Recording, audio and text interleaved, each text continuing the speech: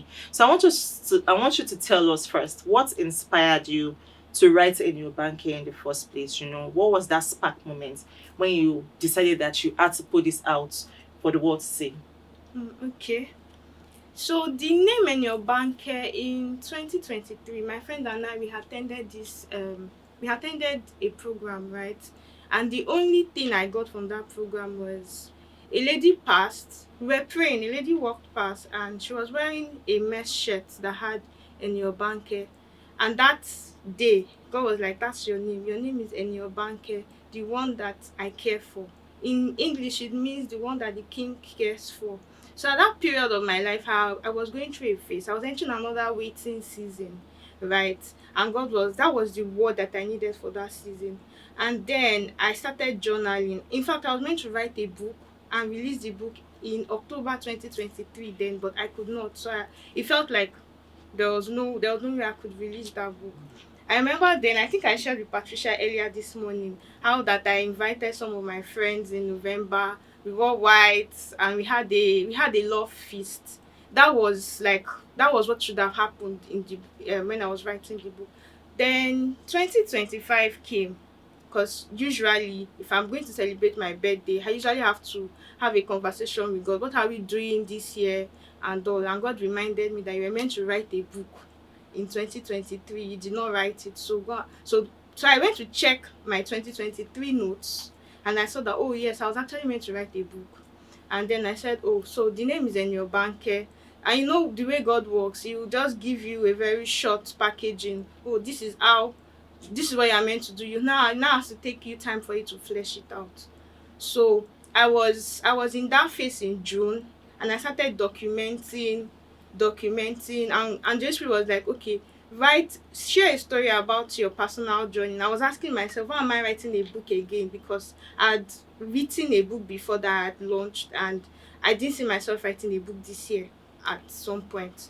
So what inspired this book, right, was people had been reaching out to me about, oh, God is telling them to step out into something. So there were a lot of confirmations everywhere, and it just made me realize that yes, I needed to write this book to encourage people, letting them know that even in the waiting season, you're not alone. Even when it feels like God has given you a promise and you have not seen it, you're not alone in the journey. And yes, so that is what is written in Eniobanke. It's a personal journey, and I really hope that as many that will get this book would be blessed.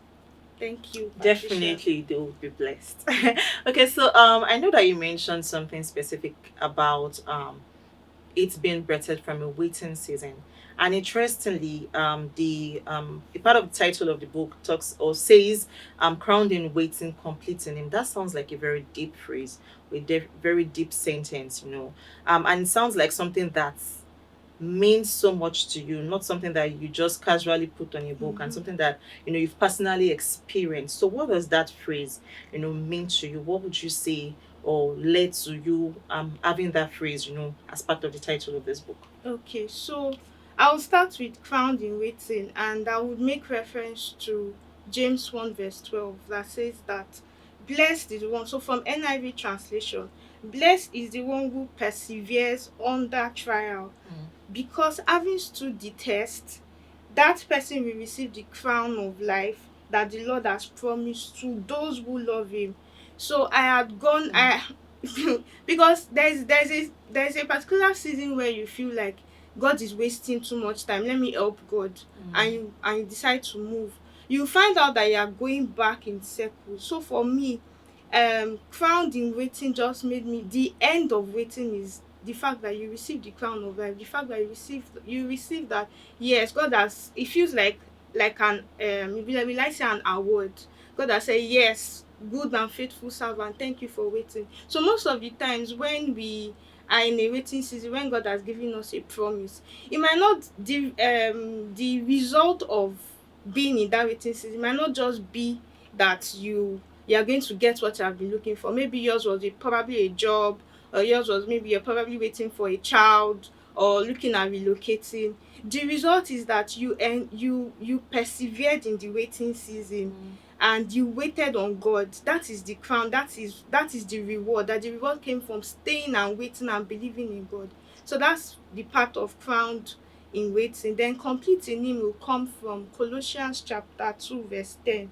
In Christ you have been brought into fullness. He is the head over powers and authority. So for I was able to find that I was able to find being complete in Him, right? I went from in chapter one of this book. I wrote how I went from comfort to discomfort. I had gotten this. I had prayed so much to get this dream job. It was paying well, six figures. I was like, okay, finally, after so much prayers, this is it. And then for a while, I enjoyed that phase, and then God pulled me out of it, right? It was an instruction to resign and all of that. And even there were a lot of signs that came, very dramatic signs of how I entered one chance, and it was just so clear that I needed to leave that job, right? And then for I was able to find out that to be complete in it means that you're not relying on, oh, my salary. You're not relying Mm. on something that you've kept that is waiting for you, that no matter what happens I have plan B. Through this season I relied solely on God. Like, God definitely sent the gift of men, but I saw that God was my source. Mm. So that is what God will give you when it's like you are complete in Him. You do not have any. There's nothing. There is no pillar that is holding you to say yes.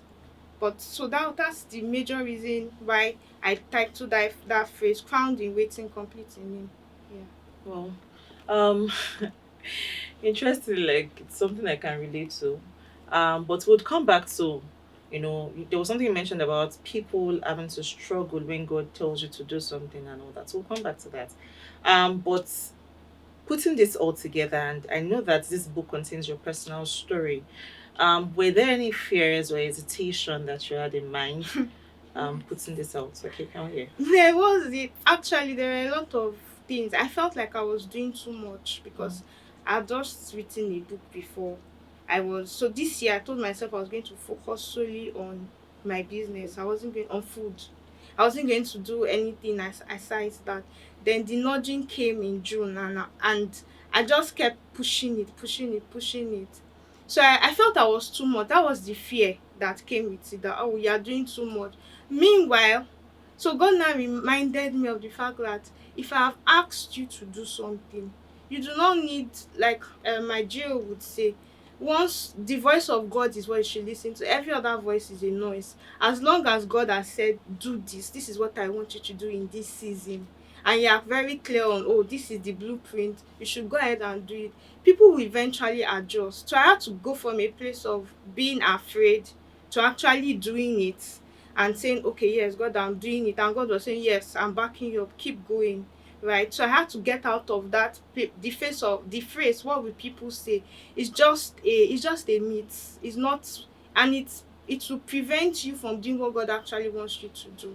Yes, so Thank you. Thank you for taking that bold step and obeying God's thank you. instruction, because I know that this book would definitely be a great blessing to the lives of many, because I'm currently being blessed. And if you're currently being blessed online, please let's see it in the comment section. Let's see what you've taken so far, from our conversations.